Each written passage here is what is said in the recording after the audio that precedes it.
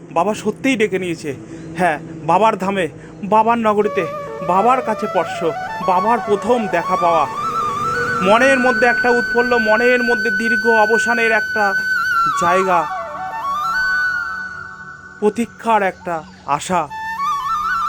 বাবার দর্শন আমার সামনে, আমার সামনে বাবার ধাম। জয় শ্রী কেদারনাথ ধামের জয়। বাবার দর্শন, বাবার ধামের দর্শন, কেদারনাথের দর্শন, বাবার নগরীর দর্শন, বাবার নগরীতে প্রথম স্পর্শ। ওম ত্র্যম্বকম যজামহে সুগন্ধিম পুষ্টিবর্ধনম উর্বারুকমিব বন্ধনং মৃত্যুর্মুক্ষীয়মামৃতম। ওম ত্র্যম্বকম যজামহে সুগন্ধিম পুষ্টিবর্ধনম উর্বারুকমিব বন্ধনম মৃত্যুর্মুক্ষীয়মামৃতম। ওম ত্র্যম্বকম যজামহে সুগন্ধিম পুষ্টিবর্ধনম উর্বারুকমিব বন্ধনম মৃত্যুর্মুক্ষীয়মামৃতম। ওম নমঃ শিবায়, ওম নমঃ শিবায়, ওম নমঃ শিবায়। হর হর মহাদেব, হর হর মহাদেব, হর হর মহাদেব।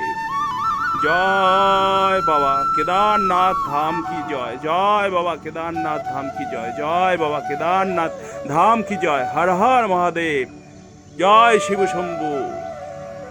বাবা তোমার চরণে ঠাঁই দিও, সকলের মঙ্গল করো।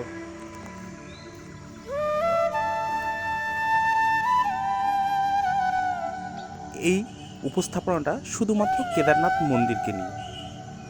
কেদারনাথ মন্দির হিন্দুদের অন্যতম প্রধান তীর্থস্থান। ঋষিকেশ থেকে 223 কিলোমিটার অর্থাৎ 3583 মিটার প্রায় উচ্চতায় গঙ্গার একটি উপনদী মন্দাকিনী নদীর তীরে পাথরের তৈরি বাবা কেদারনাথ ধাম। কেদারনাথ ধামের প্রকৃত অর্থ হচ্ছে ক্ষেত্রের প্রভু। অনেক উচ্চতায় এই মন্দিরটি অবস্থিত হওয়ার কারণে চরম আবহাওয়া কারণে মন্দিরটি শুধুমাত্র এপ্রিল মাসের অর্থাৎ অক্ষয় তৃতীয়ার দিন এবং নভেম্বর কার্তিক পূর্ণিমা, শরৎ পূর্ণিমা যাকে বলে, মাসের মধ্যে সাধারণ মানুষের জন্য উন্মুক্ত থাকে অর্থাৎ খোলা থাকে। শীতকালে মন্দিরের দেবতা অর্থাৎ বাবার পঞ্চমুখ পরবর্তী 6 মাসের জন্য উখিমঠে নিয়ে যায় এবং সেখানেই এই উখিমঠে বাবার পঞ্চকেদারকে পুজো করা হয়। এই অঞ্চলের প্রাচীন নাম ছিল কেদারখণ্ড, তাই এখানে শিবকে কেদারনাথ নামে পুজো করা হয়।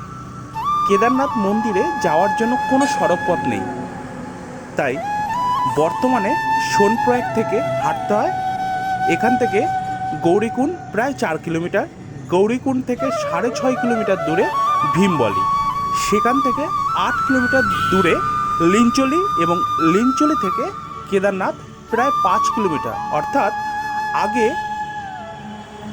2013 সালের জুন মাসে যে ভয়াবহ প্রলয় হয়েছিল সেই সময় প্রায় 14 কিলোমিটার হাঁটতে হতো, আর সেই ভয়াবহ প্রলয়ের কারণে রাস্তার কিছুটা বিস্তারিত হয়ে যায়, এখন প্রায় 23.5 কিলোমিটার হাঁটতে হয়। কেদারনাথ মন্দির পঞ্চ কেদারের একটি অংশ।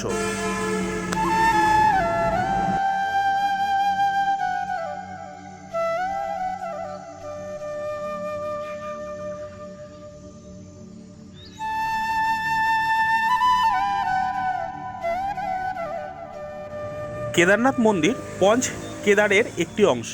পঞ্চ কেদার ভগবান শিবের উদ্দেশ্যে নিবেদিত 5টি পবিত্র স্থান, যা সবকটি গাড়োয়াল হিমালয়ে অবস্থিত। শুধু তাই নয়, যারা পঞ্চকেদার তীর্থযাত্রায় পরে তুঙ্গনাথ, যেখানে ভগবান শিবের হাত পড়েছিল, রুদ্রনাথ, যেখানে ভগবান শিবের মুখ পড়েছিল, মধ্যমহেশ্বর, যেখানে ভগবান শিবের পেট পড়েছিল, এবং কল্পেশ্বর, যেখানে ভগবান শিবের নিচের অংশটি পড়েছিল।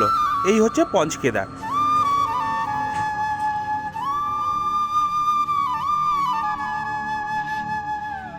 পৌরাণিক কথা অনুযায়ী জানা যায় যে আদি পাণ্ডবরা কেদারনাথের মন্দির তৈরি করেছিলেন এবং বর্তমান মন্দিরটি আদি শঙ্করাচার্য দ্বারা প্রতিষ্ঠিত হয়েছিল, যিনি খ্রিস্টীয় ৪ম শতাব্দীতে মন্দিরের গৌরব পুনরুদ্ধার করেছিলেন বলে জানা যায়। মন্দিরটি ১২০০ বছরেরও বেশি পুরনো এবং ১২টি মন্দিরের মধ্যে একটি ভারতের জ্যোতির্লিঙ্গ। কেদারনাথ মন্দিরের সম্মুখে দাঁড়িয়ে ডান পাশে উঁচু পর্বতশৃঙ্গে বাবা ভৈরবনাথজির মন্দির রয়েছে। জানা যায় মন্দিরের অভিভাবক হলেন ভগবান ভৈরবনাথজি। হিমালয়ের প্রকৃতির কোলে অবস্থিত কেদারনাথ মন্দিরটি নাকি তিনিই পাহারা দেন। ভগবান ভৈরবনাথজি গাড়োয়াল অঞ্চলের একজন অত্যন্ত গুরুত্বপূর্ণ দেবতা। তিনি সুরক্ষা এবং ন্যায় বিচারের প্রভু, ভগবান শিবের জ্বলন্ত অবতার এবং ধ্বংসের সাথে যুক্ত। ভৈরবনাথজি ক্ষেত্রপাল নামেও পরিচিত। ভৈরবনাথজির মন্দির কেদারনাথ মন্দিরের দক্ষিণ অবস্থিত। কেদারনাথ মন্দিরকে খারাপ আত্মা বা শক্তি থেকে রক্ষা করে থাকেন। কেদারনাথ ধামের ঠিক পিছনে, বাবার ধামের ঠিক পিছনে, বাবার মন্দিরের ঠিক পিছনে আপনারা দেখতে পাচ্ছেন এখানে অসংখ্য ছোট ছোট পাথর দিয়ে শিবলিঙ্গ তৈরি করা। আধ্যাত্মিক বা জনমুখে প্রচারিত যে এখানে যারা বাবার উদ্দেশ্যে, বাবার জ্ঞানে, বাবার আরাধনায় যারা এখানে শিবলিঙ্গ তৈরি করে, তারা স্বর্গে তাদের নিজেদের জন্য একটি ঘর প্রস্তুত অর্থাৎ ঘর তৈরি করে রাখে। দেখুন কত শিবলিঙ্গ ছোট ছোট পাথর দিয়ে অসংখ্য ভক্তবৃন্দরা তৈরি করে রেখে দিয়েছেন, যেন শিবলিঙ্গের একটি পুরীতে এসে আমরা পৌঁছে গেছি। কত সুন্দর লাগছে। জয় শ্রী কেদারনাথ ধাম কি জয়। হর হর মহাদেব, হর হর মহাদেব, হর হর মহাদেব।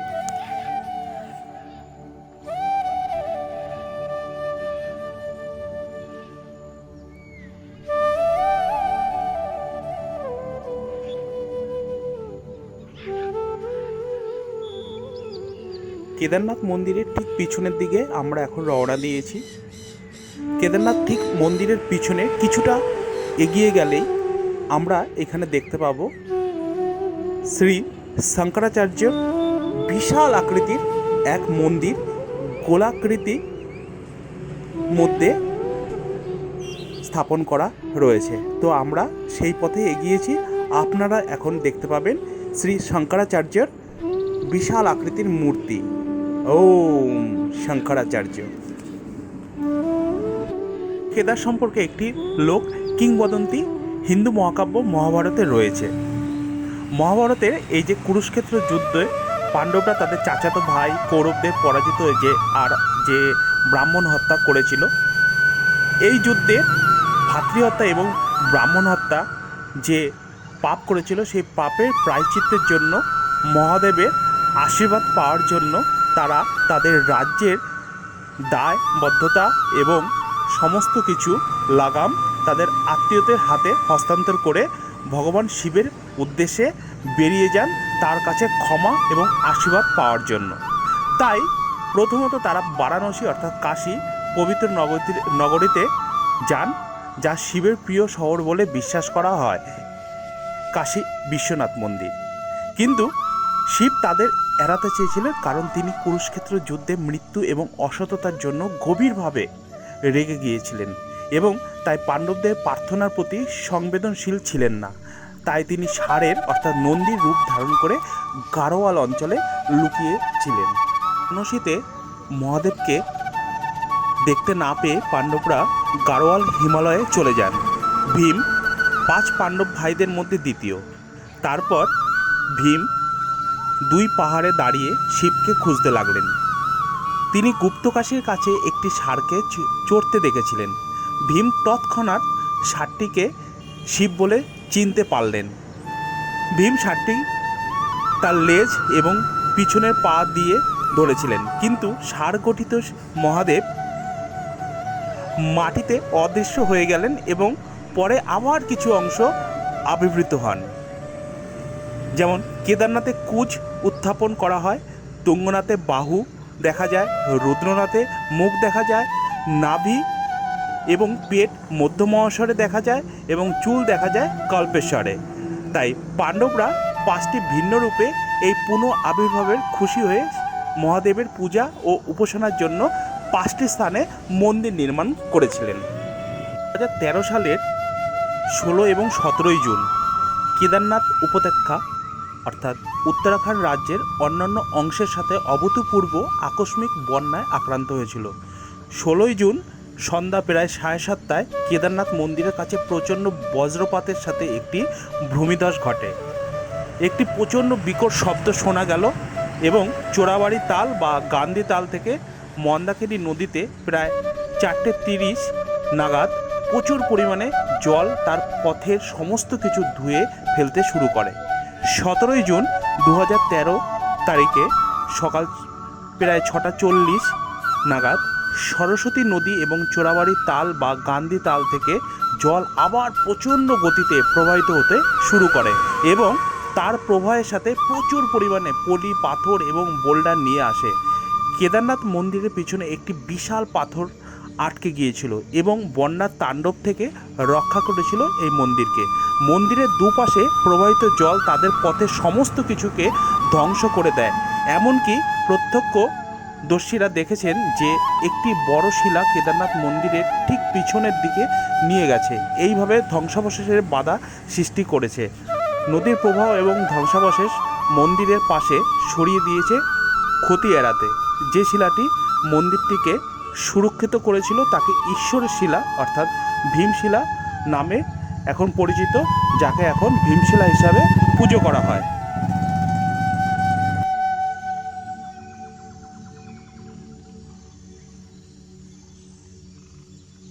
মন্দিরের ঠিক বাপাশে বাবার প্রসাদ বিতরণী হচ্ছে, তো প্রসাদ প্রাপ্তির জন্য প্রসাদ বিতরণীর কাছে যাচ্ছি। বাবার প্রসাদ পেয়ে খুবই ভালো লাগছে।